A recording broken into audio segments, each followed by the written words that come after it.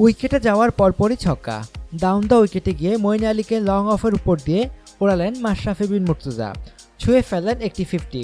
ওয়ানডেতে 50টি ছক্কা। বাংলাদেশের তৃতীয় ব্যাটসম্যান হিসাবে ছক্কার অর্ধশতক পূর্ণ করলেন মাশরাফি। সবচেয়ে বেশি 64 ছক্কা মেরেছেন তামিম ইকবাল। মুশফিকুর রহিম মেরেছেন 53 ছক্কা। রোববার 50 ছুঁয়ে ওই ওভারেই আরেকটি ছক্কা মারেন মাশরাফি। পরে ডেভিড উইলির বলে মারেন আরেকটি 6। কেরিয়ারের প্রথম ইনিংসে প্রথমবার ছক্কার স্বাদ পেয়েছিলেন মাশরাফি। 2003 বিশ্বকাপে শ্রীলঙ্কার বিপক্ষে ছক্কা মেরেছিলেন মুতিয়া মুরালীধরনকে। এরপর কেরিয়ারে অনেকবারই মাশরাফি ছোট কোনো ঝড়ে বা শেষের প্রতিরোধে বাংলাদেশকে কখনো উদ্ধার করেছেন বিপদ থেকে, কখনো এনে দিয়েছেন লড়াই করার রান, কখনো বা বড় পুঁজি। 2006 সালে কেনিয়ার বিপক্ষে মাশরাফির শেষ বড় ছক্কাতেই ওয়ানডেতে প্রথমবার 300 ছুঁয়েছিল বাংলাদেশ।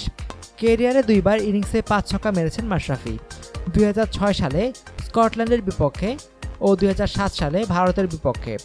ভারতের বিপক্ষে সেই ম্যাচে দীনেশ মঙ্গিয়াকে ছক্কা মেরেছিলেন টানা 4 বলে। বাংলাদেশের হয়ে 49 ছক্কা নিয়ে অবসরে গেছেন আফতাব আহমেদ। সাকিব আল হাসানের ছক্কা 33টি।